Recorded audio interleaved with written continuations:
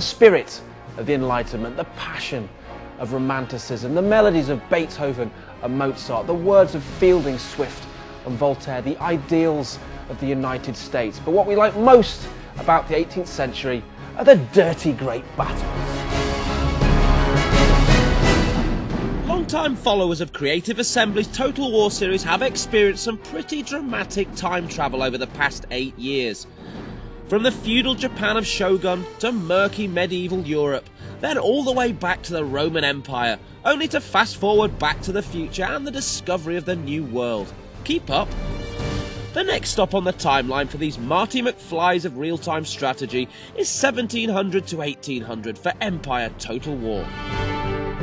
But as a period of unprecedented social, cultural and technological change, it means rich source material for the developer. And more importantly, it means massive fights at sea. We've always wanted to do naval battles, and that was one of the big reasons we chose this period. It's the great age of fighting sail. It's the perfect time to introduce naval warfare. We'll come back to the boats anon, but they're not the only change ushered into the game by this dynamic era. It's also a time of great technological change. So we've added a new technology system in, which we hadn't really had before. We obviously had a building tree before, where you develop higher and higher level buildings, but now we've got technology research as well, which is a really nice thing to it feels right. It's the right time to introduce that, where in the age of the Industrial Revolution. And this has led to fundamental changes in the way the game plays out.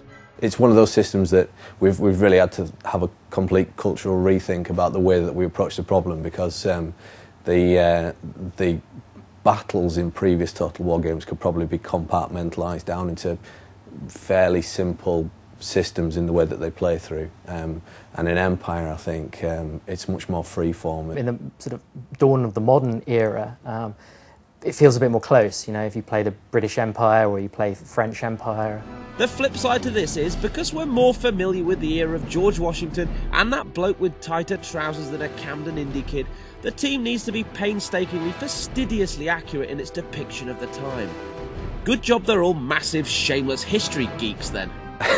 Gone through the whole box set of Sharp, which is wicked. We've got a whole library of things that we've referenced details in terms of video and literature. It's been a really interesting project to work on for that. I feel like I've gone back to school a little bit. This is an interesting task, because from an artist's point of view, artists like to be creative, but with Empire, we have to be as accurate as possible. A lot of our fans have criticized us about accuracy, so this will be the most accurate Total War game to date.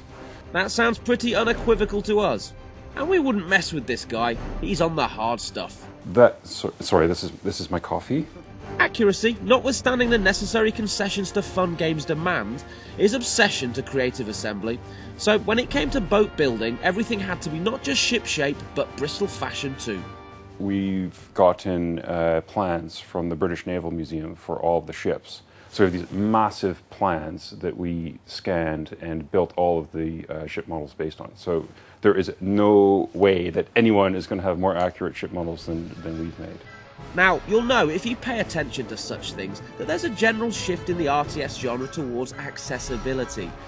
It's a word that has the hardcore frothing at the mouth in rabid anger.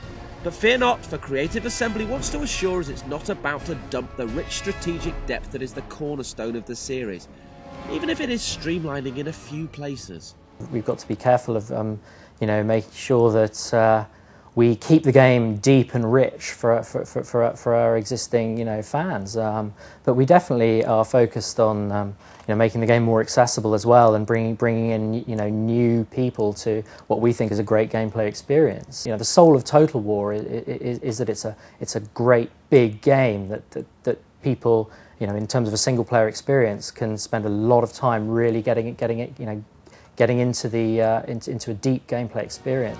And that's why the studio says it has absolutely no plans to shift the Total War PC experience onto console. Dumbing down is not an option. The fact that Empire Total War is a PC-only game allows us to really, not make any compromises and do what we really want to do. Of course, we've had console spin-offs before, such as Spartan Total Warrior. although the more recent Viking Battle for Asgard was a bit rubbish. So if not the full Empire experience, how about an 18th century spin-off? Well, I can't really answer that. Alright mate, only asking. The 18th century hijinks of Empire are, as noted, the most modern creative assembly has ever dared go. But where next? There are a whole load of periods that we're interested in, and, you know, we always try to make sure that the features of the game are appropriate to the period, you know, fit the period. I think it would be cool to do something that was 20th century. It would be really interesting to do a game that kind of spanned from, you know, 1900 to 1950.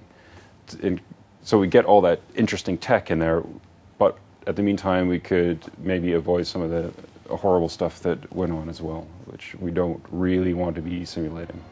Our idle speculation aside, the studio is right now 100% focused on delivering Empire. You can look forward to the engrossing and essentially unique blend of macro and micro management Total War is famed for, all presented in what is already quite exquisite detail.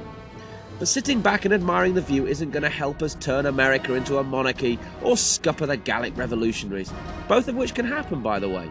We need some expert tips. Don't play it like you played Medieval or Rome. Just look at it, think about it, and you know, play it differently. Otherwise, you're going to get slaughtered. Spread your firepower. That's definitely a good one. And if the enemy's advancing on you, put yourself in good position with your firepower maximised and just let it come.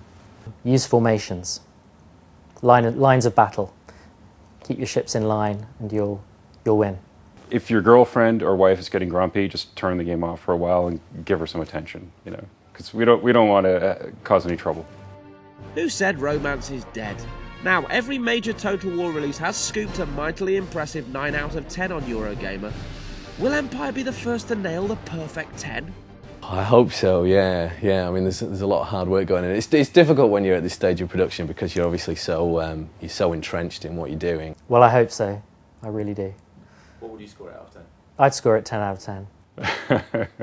It's up to you guys. It's up to you guys. What would you score it out of 10? Well, you know, I'm pretty critical. So I'm gonna. Well, for you guys, yeah, we're gonna give it a 10. We're gonna give it a 10. But for my guys out there, you know, you're getting a 6 unless you pick it up. You can check out our in-depth hands-on impressions of the naval battles by hitting the red button. Empire Total War is out exclusively for PC next February.